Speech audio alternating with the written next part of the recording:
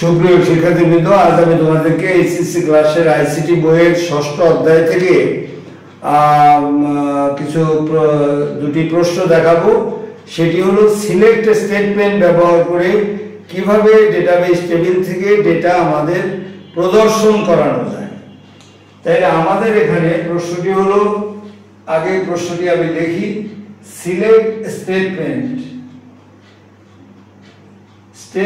ব্যবহার করে বা সিলেক্ট ব্যবহার করে স্কুল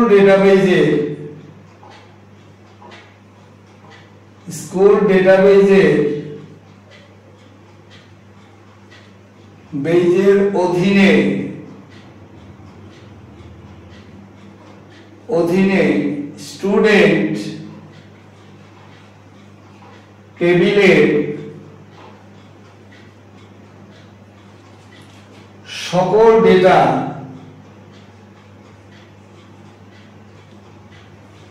দেখানোর কমান্ড এটা এই প্রশ্ন যদি আমাদের গ নম্বরে আসে, আমাদের যদি এটা গ নম্বরে আসে, তাহলে আমরা এটাকে কিভাবে লিখব? তো প্রথমে আমাদের বলতে হবে যে যদি আমাদের গ নম্বরে আসে, আর যদি এমসিকিউতে আসে তাহলে আলাদা, আমরা গ নম্বর আকারে দেখাচ্ছি এটা। প্রথমে আমরা এক নম্বরে তুমি লিখবা যে পূর্বে তৈরি করা আমার ডেস্কটপে থাকা DB browser for SQLite, DB browser for SQLite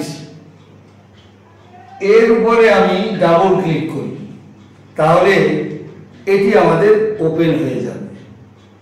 এবার ওপেন হয়ে যাওয়ার পর এবারে আমরা এখানে বলবো যে আমরা দ্বিতীয়ত 2 নম্বরে আমরা লিখব যে আমরা ফাইল মেনুতে ক্লিক করব।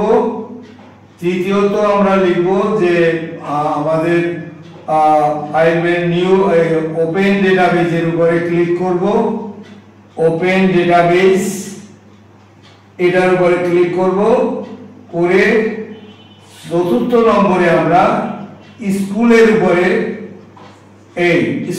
উপরে আমরা ক্লিক করব।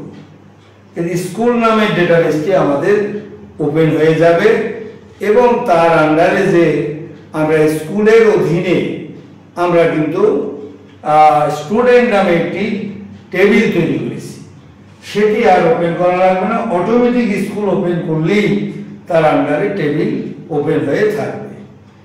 এখন আমরা এক্সিকিউট 5 নম্বরে এক্সিকিউট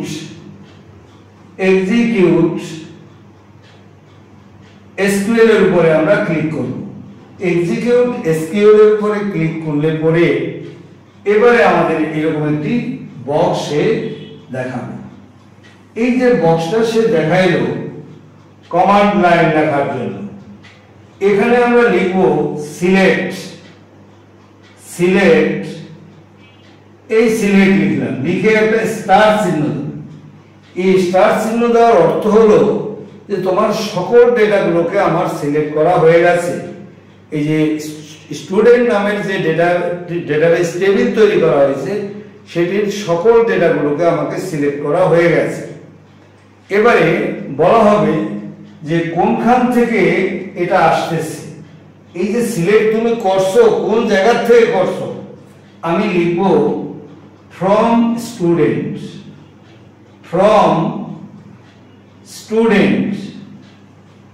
এই ফ্রম স্টুডেন্ট এটা লিখে আমি একটি সেমিকোলন দেব এখানে।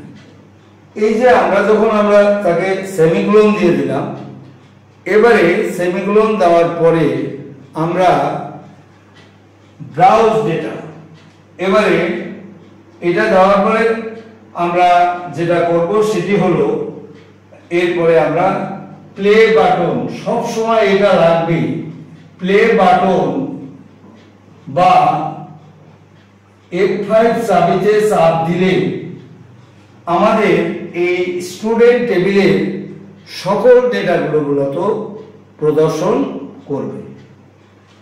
এবারে এই হলো আমাদের প্রশ্নের উত্তর। এভাবে যদি আসে আমরা এইভাবে এটার উত্তর করব। আরো একটি প্রশ্ন এখানে আমি পড়াবো এই একই ক্যাটাগরিতে। আমাদের যদি এখানে বলে যে সিলেক্ট ব্যবহার করে স্কুল ডেটাবেজের অধীনে স্টুডেন্ট টেবিলের সকল ডেটা, স্টুডেন্ট টেবিলের সকল ডেটা আমি দেখাবো না, যে সমস্ত ছাত্ররা অষ্টম শ্রেণীতে পড়ে তাদের ডেটা আমি দেখতে চাই। তাহলে আমি এখানে একটু চেঞ্জ করে দিচ্ছি, অধীনে যে সমস্ত ছাত্রছাত্রী অষ্টম শ্রেণীতে পড়ে, যে সমস্ত ছাত্রছাত্রী অষ্টম শ্রেণীতে পড়ে, অষ্টম শ্রেণীতে পড়ে, অষ্টম শ্রেণীতে পড়ে